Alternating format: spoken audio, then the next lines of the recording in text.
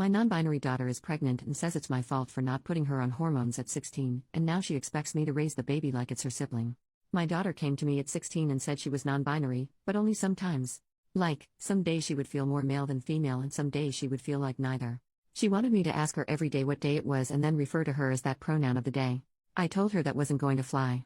Growing up, I spent a lot of time on LJ, LiveJournal, during the old Bun Self and Zen Self Zero Self days.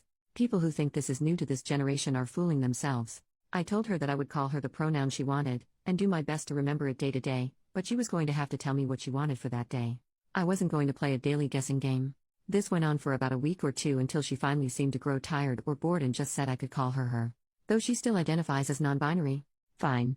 At least when it was going on she wanted she, he, or they. I'm sorry but I couldn't have done fox self/fox them with a straight face.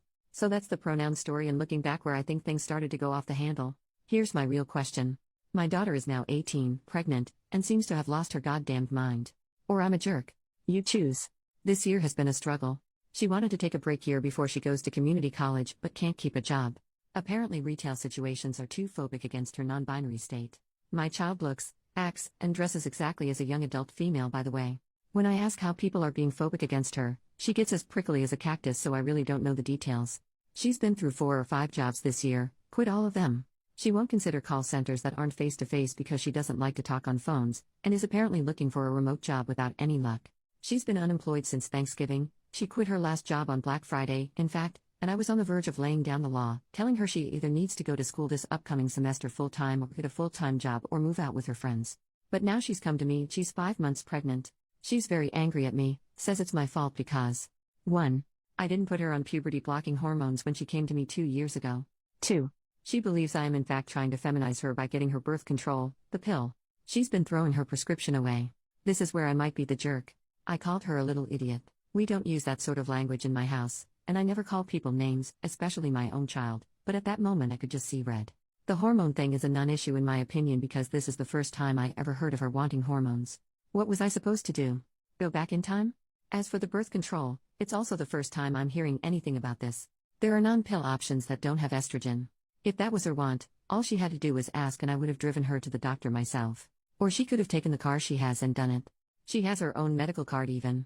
Though to be fair, I don't know how she would have managed the copay without a job. I know for a fact her old high school gave out free rubbers like candy because her friends were always giggling over flavored sample packs and even blew a few of them up like balloons and left them around the house one time. She had all the birth control she could ever want and used none of it. It gets worse. We're way past the date of abortion. Again, I would have helped her if this had been her wish. We live in an abortion-protected state and can afford it. She's known she was pregnant since about 2 months and has come to think of her baby like a sibling.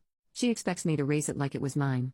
That this is my duty, in fact, because she says it is my refusal to accept her non-binary state that led to her being pregnant. So she was going to get a brother or sister and I was going to have another child. You can say my language grew sterner to versions of get your head out of your ass and congratulations, mommy, you have some hard decisions to make, and I said I would absolutely not raise her baby for her. She also refused to say who the father was. Now that I've cooled down, I'm really hoping she has a secret boyfriend. She does have some friends who were born male, but now also don't identify that way. We didn't even get there as I lost my mind when she said she thinks of her own baby as a sibling and wants me to raise it like my own child. She's locked herself in her room loudly wailing, I feel like crap warmed over. She's been in there for 12 hours, and as she has an attached bathroom, probably won't be coming out until she gets hungry. Considering it's been half a day I think she has snacks stored. I also don't know where to go from here. Being pregnant sucks and messes with your head, so I'd like to blame that in the fear she must be feeling, but I have the bad feeling I either raised a spoiled brat or someone with an emerging personality disorder.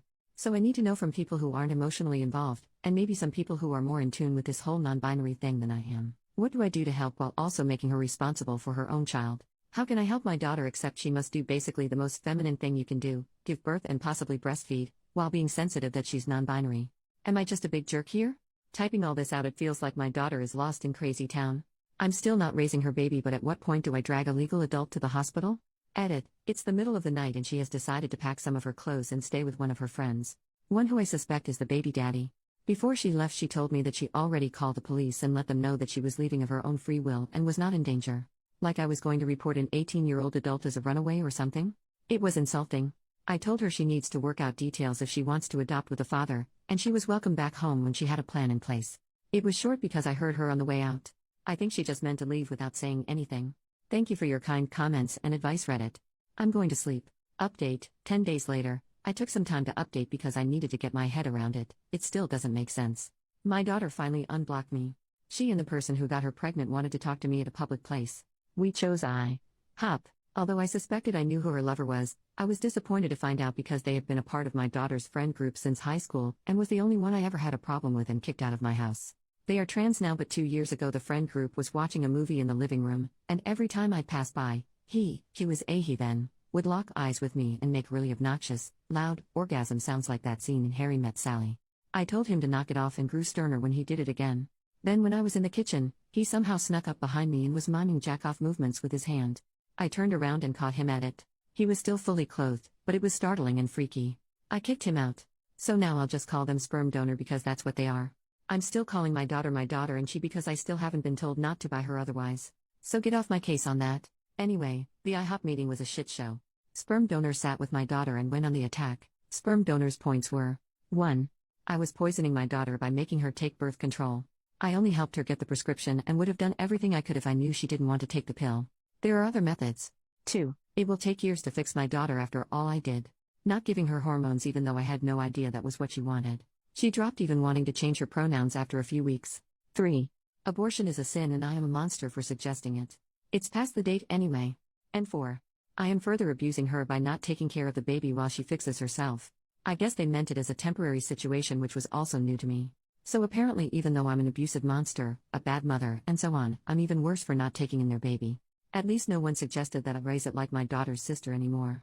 That might have been my daughter's thought on it. Sperm donor did most of the talking while my daughter just sat and glared at me, nodding along. It was kind of a whirlwind. The donor pounded the table a few times, and even the waiter knew not to bother us after drinks. Lol. I'm surprised we weren't asked to leave. There was a lot said, mostly by the sperm donor who really seemed to be steering the ship. I asked why donor couldn't take care of the baby and the donor said their parents were even worse than me. I guess my daughter and the donor taking care of the child they created is out of the question. I told them that I would not be raising their baby for them and that adoption is the best bet. They said that if I don't agree to raise it, they'll make sure I'll never see the baby ever. I won't raise their child for them. So that's that, I guess. I feel so many flavors of worried and angry and then worried all over again. I've been around the block and it's never a great sign when the person you're with makes an enemy of your family. That's what sperm donor has done by painting me as an abuser and failed mother who also won't take in their baby. Sounds like the donor has cut themselves off from their own family too. So I'm worried my daughter is in a very controlling relationship with someone who convinced her to stop birth control because they think hormones are too feminizing somehow and that she needs to be fixed. But they still want me to raise their baby. I'm angry that my daughter can just hear this crap and nod along like, yeah, that makes total sense. She is not stupid. I think she's love-blinded. I'm sad and worried for the baby. A couple commenters suggested I wanted nothing to do with the baby because I wouldn't agree to raise it as my own. No, in a perfect world, I would want a normal grandmotherly relationship, or at least know that the child is safe and has been adopted into a loving family. I don't care what my daughter does with her gender or her body as long as she doesn't hurt herself. I want her to be in a happy relationship with someone who values her for who she is. Sperm donor kept using the word fix, which I see as another terrible sign. It's bad all around. My house is empty. It feels like my adult daughter has run off to join up with some weird church cult thing who tells her that up is down. That not using birth control, not getting an abortion and then expecting others to take care of the child is all a-okay. Oh, and that she's a problem and needs to be fixed. I texted her and said I would be there for her, but sperm donor was still not welcome in the house. I think I'm blocked again. She's a legal adult. I'm not sure what else I can do at this point. In my low points, part of me thinks maybe I should agree to take the baby and then immediately make sure it's adopted into a loving home. But I get the feeling that sperm donor won't make that easy, and right now my daughter does what he says. Also, I'm not sure if that plan is even possible. It sounds Hollywood. I have an appointment to speak with a counselor, but the soonest I could get is April. Some of my friends think I should take the baby in either to get them away from the parents or because they think it's my duty, or both. The only silver lining in this was that they both seemed sober. I don't think there's substances of any sort involved. Am I reading this wrong? Am I the jerk here? OP left an update in a comment. I logged in and received a large amount of requests for an update. Unfortunately, I do not have one. I have not seen or heard from my daughter since the last meeting, and I believe she has changed her phone number. Our community isn't a large one, and I have heard through the grapevine she is staying with the sperm donor at one of the homeless camps out in the woods. As this is a haven for drugs and trafficking, this is a further concern. From what I've heard, she is pregnant. Myself and a few friends and family members have driven through the camp area a few times on the lookout for her, but it's very large and there aren't exactly marked roads. Also, recently other people have been shot at while walking their dogs around there, or riding ATVs, so every time we go, it's a huge risk. So that's it. I'm stuck hoping she's safe and under some kind of shelter, There are a lot of plywood houses and broken down RVs out there, and waiting to hear news when she has the baby. Yes, CPS and the local police are aware of my concerns. I'm worried the child will be born addicted because I don't know anyone who doesn't live out there who isn't a meth head. Thanks for all your concern. I'm unsure what I'll do when the baby is born. I might have to take in the baby after all just to make sure it doesn't live in that camp, and it may make me the jerk, but I am not looking forward to the hard work and drama that will come with it. New update, 4.5 months later, I posted another update in the comments a while back. It's on my account. Basically, my pregnant daughter shut me out of her life completely, and rumor had it she was living in a homeless camp with her weirdo lover out in the woods. It's a huge place, and me and friends searched a few times but weren't able to find her. It's also dangerous because there aren't laws out there, and the homeless shoot at ATV riders and hikers and send dogs after people who come too close to what they consider their territory. To be clear, I don't think my daughter was part of that group. The camp is huge and full of meth addicts, traffickers, and drug labs. I did contact sperm donor's parents, and they have all but disowned him after very much the same disturbing behavior I outlined earlier, only geared toward their younger siblings. So that sucks. Back to the new news. All this shook out a couple weeks ago, but I hesitated to post because of my own emotions and the fact I know Reddit will be all over my ass for the deep anger, shame, and disappointment I have for my daughter. I came home from grocery shopping to find a strange pregnant woman at my door. That woman used to be my daughter, but had changed so much she was like a stranger. She chatters constantly so you can't get a word in. She has several small face tattoos and, forgive me for saying this, looks like she has aged 20 years. She had been living rough. She was angry I locked her out. I changed the locks after she left, and basically expected to move back into her old room with no problem, like it was just another day from back in the winter when she lived here. Of course I wasn't going to turn her away, so I guess in a way she was right. She was living in the homeless camp with a sperm donor, and I insisted she take a shower because it looked like she hadn't since leaving. She also stank bad. She had no shame about blocking my number or what she put me through by disappearing. All she wanted to talk about was the grand fate that she and sperm donor are building. That they're building a community of new people, and she went on and on and on without mentioning the baby once. I don't know how anyone can stand them, but sperm donor has multiple partners and my daughter is one of them and is perfectly happy being his broodmare. The broodmare is my verbiage. Hers is much more royal. Frankly, based on what she overshared, sperm donor seems like a complete love-making fiend. Finally I broke in and asked, and she said she had been to the doctor regularly. That was a lie, found out later, and all is well with the baby. At this point I knew she had to be on something. If she was awake, she was talking, and none of what she said had an end or a point. Also, a lot was from Crazy Town.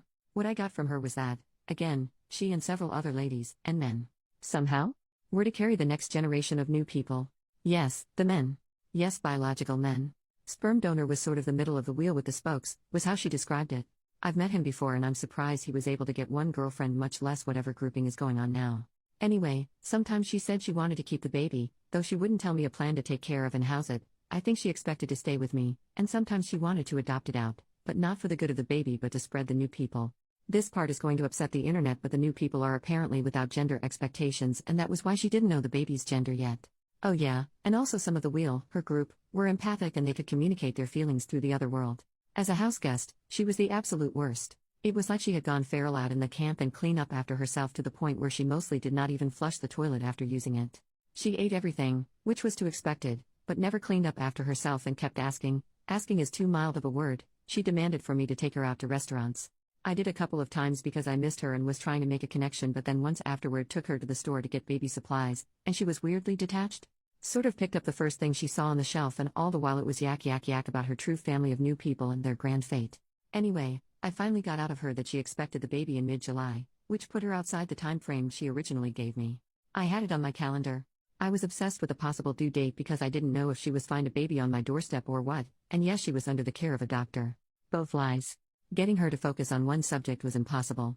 She would only stop talking long enough to take a breath and only listen long enough to you to stop for your own before she'd launch into a new thing, usually around sperm donor, who she loved but was nowhere in sight and was chilling back at the camp with the rest of his breeding stock or whatever. Basically I was waiting for her to come down off whatever high she was on, when she went into full-blown labor. It was a complete shit show. She was having pains but her water hadn't broken yet. At the hospital it came out that she had not been to the doctor once for the baby. There are programs in our state that cover pregnancies, so that put her at high risk, so she was admitted immediately. That's when the switch flipped and she became hateful against nurses and doctors. She said the worst things and they were absolute saints in return. She also had, delusions of grandeur and told them she was their queen and accused them of trying to punish her. It was so wild. I can't even describe the monster she became. So hateful. Racist, vicious, and the worst things you can say to people, she said them. She wasn't in hard labor yet, so it wasn't entirely the pain. I pulled one nurse aside and told her where she had been living and that I suspected substances, though I hadn't caught her using yet. They were so professional and gave her painkillers that helped her mood. Not gonna lie, they doped her up because she was acting wild. Imagine my surprise when her blood work came out clean.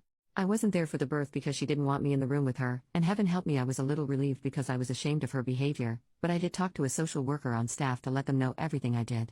The lady was very nice but couldn't speculate officially on my daughter's mental state. I said she had to be bipolar or manic or something because her behavior was not normal, but she asked if she had threatened to unalive herself or harm the baby, and she hadn't. They can't step in until there's a threat. Miraculously, the child was born at a good weight and healthy, and not addicted. I don't want to give too much info on them because the internet is forever and one day they may search for their own past. My daughter lucked out big time and had a normal delivery as things went. She didn't give sperm donor's name out as the father, though I did to the social worker. They can't be put on the birth certificate, on my word. She up and left her baby that evening without officially checking out, without saying goodbye to me or her newborn. Because the hospital is a safe surrender point, she won't be charged for abandonment. CPS asked if I wanted to take the child, and though it tore me up, I said no. There are a lot of reasons for why. A big one is I don't want to be held hostage to my daughter's whims, and especially sperm donor. I don't want to be on the hook for more children which are likely coming. Also, look at my daughter. I did my best, and she still turned out this way. Maybe I shouldn't try again. I know getting a new family is almost the best thing that could have happened for the baby, even with problems with the foster system. It has to be better than the camp. But I feel like crap about it even now. I also suspect they'll have a sibling soon as my daughter can arrange it. I know my daughter is not well. I know she's in a cult and probably in danger, and also probably an abuser herself, based on the stories she casually dropped about other members. She is also a selfish liar, and it is luck or the grace of God or what have you that her baby was born healthy. She is rolling the dice on her life and the life of her future children. She's sick and under a fiend's control and now thinks she has magic thought powers, but she has some responsibility in this too. All the rest of the transgender stuff with her lover, and if she is non-binary or not from the past, doesn't matter. She's an adult and is making some bad choices. It's hard for me to type out, but the way she treated the hospital staff was so cruel. Seriously, I had to use a thesaurus to describe it because I can't even describe fully how bad it was. It showed me that whatever else, she thinks other people are below her. It's more than the mania. I'm just there to serve her, whenever she sees fit. She knew she would be giving birth soon, so she came home and expected me to take care of her. I did, of course, because she was 9 months pregnant. And the second she didn't have any more need of me, or the baby she had just given birth to, it was easy to take off again. I listened to her for days and she expressed no feelings of hope for the baby other than a vehicle to spread their movement. No worry about their future life, and no more comments on me raising them as a sibling. She made the choice to leave and go back to sperm donor's harem or will or whatever. Sick or not, I'm ashamed to have raised someone with these kinds of values. Mentally ill people aren't bad people, but she has gone beyond merely bad choices. I haven't totally written her off and she may come back to sanity, but since all indications are that I'm blocked again, I'm going to think long and hard about boundaries and possibly moving. I'm worried about one day finding a bunch of cultly weirdos on my porch. So that's it. I don't know what to do. It's not like I have the resources to pay someone to deprogram my daughter, and that sounds very Hollywood. I need a realistic goal. It's more than just a cult.